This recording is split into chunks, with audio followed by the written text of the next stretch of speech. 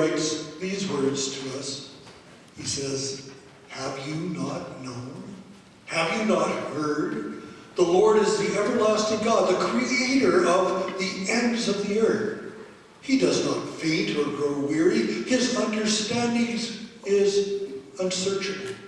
He gives power to the faint, and to him who has no might, he increases strength. Even youths shall faint and be weary, and young men shall fall exhausted.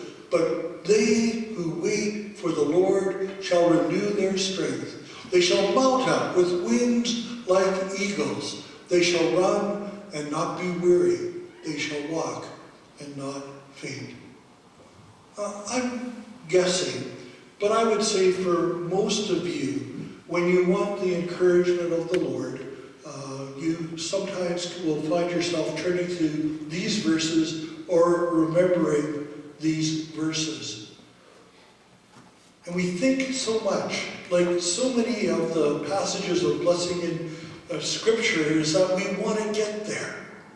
Oh Lord, may I have those eagle's wings. May I be able to fly and to soar above the problems and the trials of this world. Well, I understand this to be the promise of God. We need to also understand that it's part of a process that God has in our lives. For the most part, we take waiting for God as being a time of prayer for God, when we're praying to God, waiting for his answer. But have you ever thought that we miss the common meaning of that word wait? That what God is saying to us is, I'm going to bless you, but you need to learn how to wait. You need to learn that in this life there are highs and lows, but I'm there for you in the fact that I will care for you when you need that care. There's a growing, there's a birthing that happens to us when we think about gaining these wings, gaining these powers or graces that God gives to us. It's the same way, I think, that sin can attack us. If you read through the scriptures and look at the way that sin gets into our life, at first it's enticing, and then it tempts us, and then it takes root in our lives, and finally it becomes the thing that controls us. I really believe that what God is saying in passages such as these is that if that is what sin does, my blessing does even better. If you allow my blessings to become part of your heart and part of your soul and part of your journey, you're going to discover them taking root in yourself and allowing you to withstand and go through things that we find very crippling. Isaiah has just spent in his scripture, this is Isaiah 40, Isaiah has written his book talking about his relationship to God and the world's relationship to God. He spent 40 of the 66 chapters that come previous to this condemning sin, how it's enrolled not only people, but nations, including the nation of Israel. Maybe we need to get our minds around that a little bit in terms of what does that really look like in the life of a person. We think that Isaiah prophesied into his 70s, and most of the time you entered into full-time work when you were 30. So more than likely Isaiah was at the business of prophecy for around 40 years. If we do some multiplication and cross-multiplication, and I'll let the engineers resolve all of those issues, we end up with around 25 years. 25 years that took Isaiah from Isaiah chapter 1 till Isaiah chapter 40. For 25 years, he has been telling the nation of Israel and anyone else who would hear, all of the nations around them, that God has said there will be a price to pay for your sin. You know, we're looking at that, and I can hear the voice of Isaiah saying to us, 25 years. 25 years I've preached the same message, and where have we gotten to? How does he make it through? Well, we're in a world in which people are coming to us with great needs. We're going to see a greater amount of refugees come through than ever at any time in the history of mankind. There's even one of the debaters for the Republican presidential nomination who said, not only do we have to build a wall down between us and Mexico, we've got to build one between us and Canada as well. Well, maybe that's good, because then maybe we can look at it as Canadians and say, well, at least it'll keep the Americans out. Anybody here in America? Uh-oh. No, I think we're good.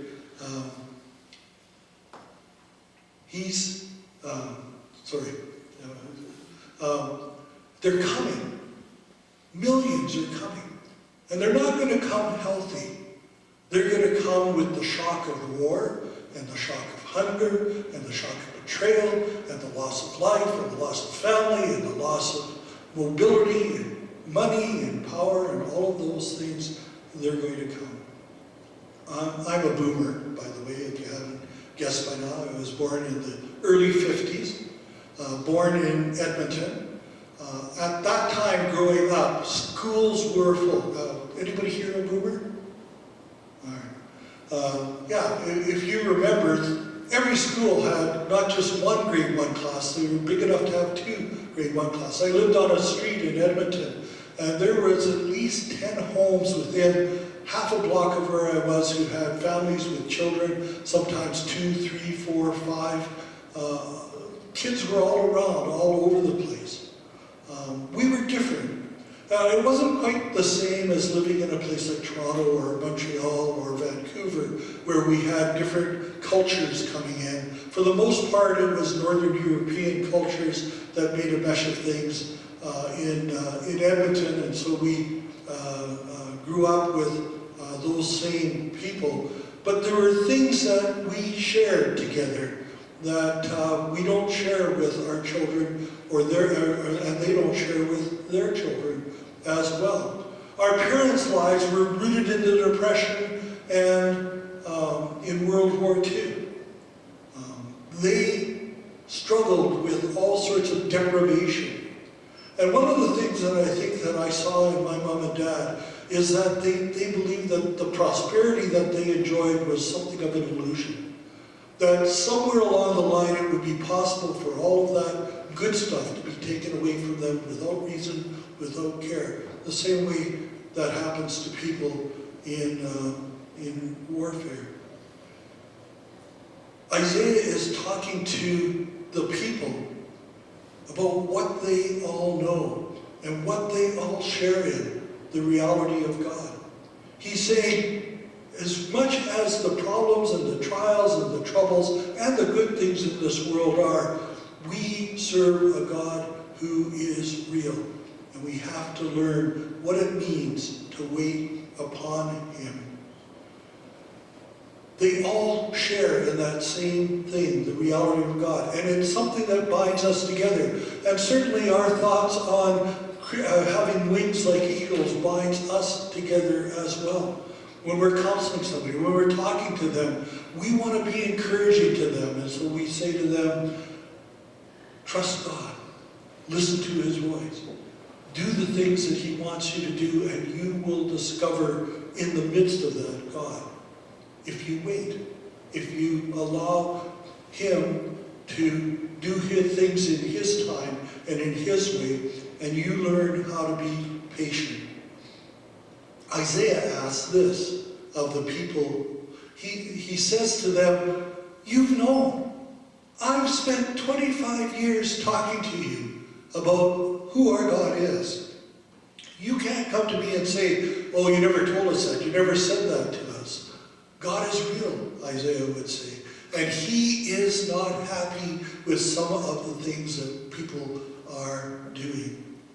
And you've heard my words again and again and again, telling you you need to watch out, you need to be careful because you're going down the wrong track and you may not make it at the end.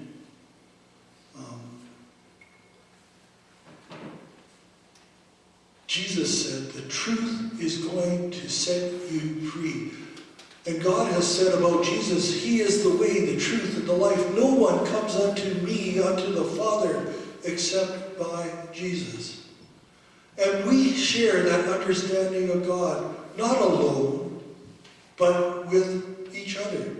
Listen to what he says. He says, have you not known, have you not heard? The Lord is the everlasting God, the creator of the universe. He does not faint, he does not grow weary. His understanding is unsearchable. He gives power to the faint, and to him who has no might, he increases strength.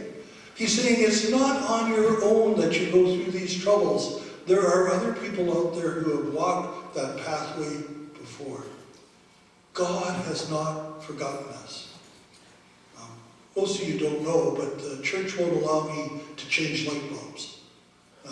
You might wonder if that's part of our denominational stuff. Not really. The last time I tried to change light bulbs, it was one of the light bulbs on the back underneath the ledge of the balcony.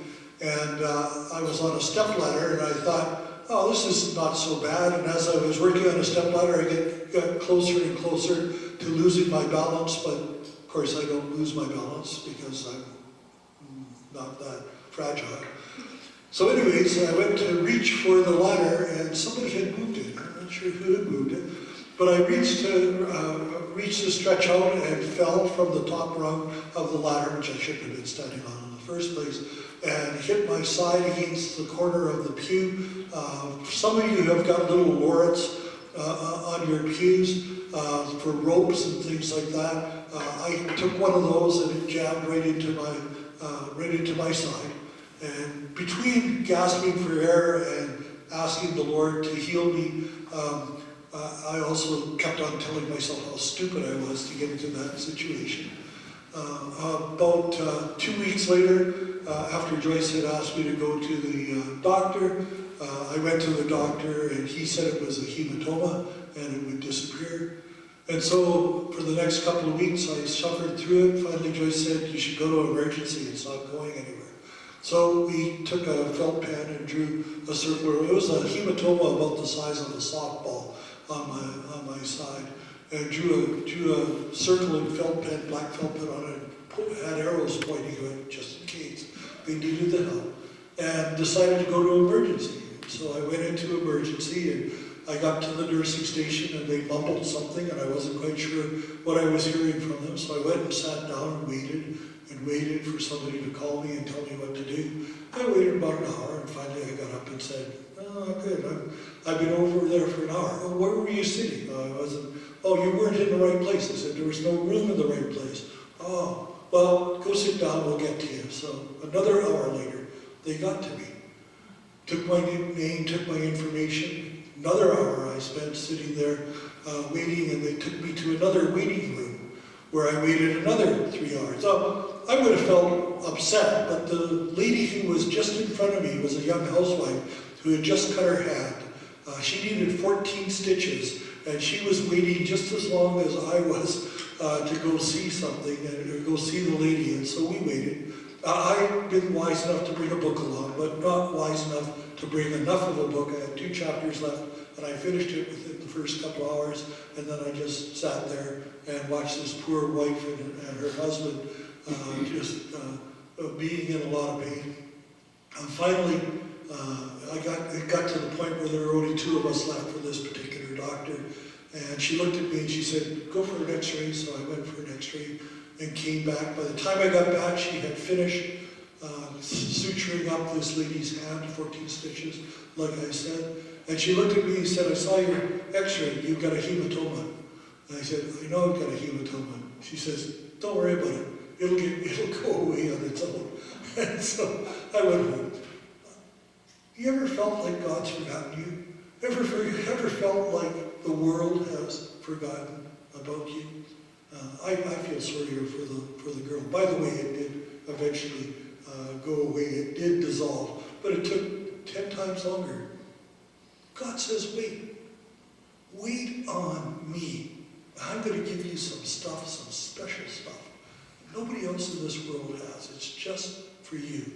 You're going to find out that that youth that you remember, you're going to discover again. And not only are you going to find that youth, but you're going to find that energy and that power and that strength that you thought you had lost. And you're going to find yourself rising up on wings like eagles. Part of the problem we have with our God is that we don't understand his intricacies. We don't understand his patience. We really don't understand his love. And that's the part of God that confuses us. And that's the part of God who's saying, enough already. End this thing. Let's end this play. We're finished. We're done. We want to leave. But he hasn't forgotten us. He hasn't. He will answer. Isaiah dwelt in a world of disposable gods, idols. And there's a story in Isaiah where God talks to him about what it means to build an idol. He says a guy goes out into the forest with an axe, and he chops down a tree, and he makes kindling out of the wood, and he sets the wood and builds a fire. And then he takes his lunch and his meat or whatever he might have with him, and he puts it on the fire and he roasts it, and then he eats it. And if he gets, and then he takes the rest of the wood that he's chopped down, and he makes an idol of it, and he puts it on a stand, and he bows before it and prays to it. And if he gets cold again, he simply takes that idol and chops it to pieces, puts the pieces on the fire to warm himself in. Victories in the old world, in the Old Testament world, were ascribed to idols, and were ascribed to what we would call demigods. They would say, my God is greater than your God. And to prove it, I'm going to beat you up. Remember what the 50s were like? That's a lot of the way that the 50s are like. My dad's bigger than you. My dad's stronger than your dad. I don't know. I don't think my dad ever got into a fight. He was actually only about this tall, so I would have worried about him. But those kind of things happen. Everybody needs help. And instead of having a disposable help whom we can blame for all our troubles, and that's what idols are, those who we blame for all of our troubles and all of our trials. The reason why we haven't won the lottery is somebody's against us. Somebody doesn't like us. Well, that's not true. Our God, we serve an able God. And those who are faint are in our midst, and sometimes it's us. We're those people that Isaiah says, even those who are young, even those who are energetic, are faint from time to time. But don't worry. Don't worry. We serve a God who is able. And we know a God who does not faint, but who overcomes and remains. He's the exact opposite of the consumable God of this world. He is the pillar. He is the light. He is the holy God. And he is the one who will tell us and show us the right way to go. And he's the one whom we wait upon. We can go out and find all sorts of remedies for the things we have. We can start a war. We can start, I don't know if you ever watch TV, but they have neighborhood wars and freeway wars and ticketing wars, parking wars. People like war because it's a simple, easy, quick way to get more or less of what you want. And at least if you don't, it feels good sometimes just to be able to let out everything. But that's the consumable God. That's not the God who helps us in the long run. That's not the God who is there for us when we really need him. And whether you're young or you're old, relying on him is the best thing that we can do. Isaiah goes on to say, even youths shall faint and be weary, and young men shall fall exhausted. But they who wait for the Lord shall renew their strength. They shall mount up with wings like eagles. They shall run and not be weary. They shall walk and not faint. Isaiah ends this little bit of scripture with perhaps one of the most inspiring passage of scripture that we It have. I don't know how many of you have ever dreamt of flying, not in an airplane, but flapping our arms or whatever it might be. But that's a very special thing for us. It's so important for us that when we dream it, we feel free and exorcised. Things have left us.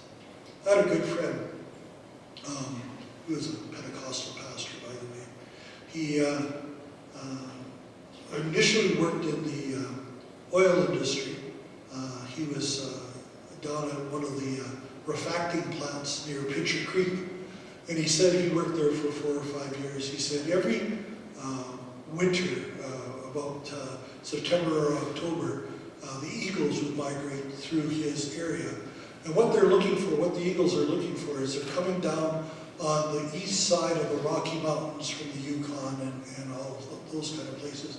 They come down on the eastern side of that, and then they wait till they get down to the Canadian-US border, somewhere in that general area, and they fly over top of the mountain range and then down into Oregon and other places. And he said that the particular plant that he worked at in Pincher Creek, he said, we would wait for those eagles to come. And he said it was fantastic. He said we would run up as high as we could to watch these eagles. He said, and we'd look and see these eagles. They were barely flapping their wings because they caught a thermal coming from the plant that he was at. And he said they'd only be 20, 30 yards away from you. And you could just see them hardly using any energy or any strength to keep on rising. And they would rise and they would rise and rise, he said. And you could watch them go up until they were just little specks, and then you wouldn't see them anymore. And they would have gone either to the other side of the mountain or down south and just glided on wings like eagles. I hope that's your experience someday. That you will understand and know as you wait for the Lord what it means to be risen up on his wings, on eagle's wings, and that you would know the joy of just allowing yourself to be taken up by your God. That's his promise to us. That's his word to us. This isn't a if this happens kind of verse. This is the truth. Isaiah spent 25 years talking to his people about their wrongs. The next 15 years, all he does is tell people how great God is, how wonderful it is to serve the God of the universe. May the Lord bless his word to us this morning. Good ask.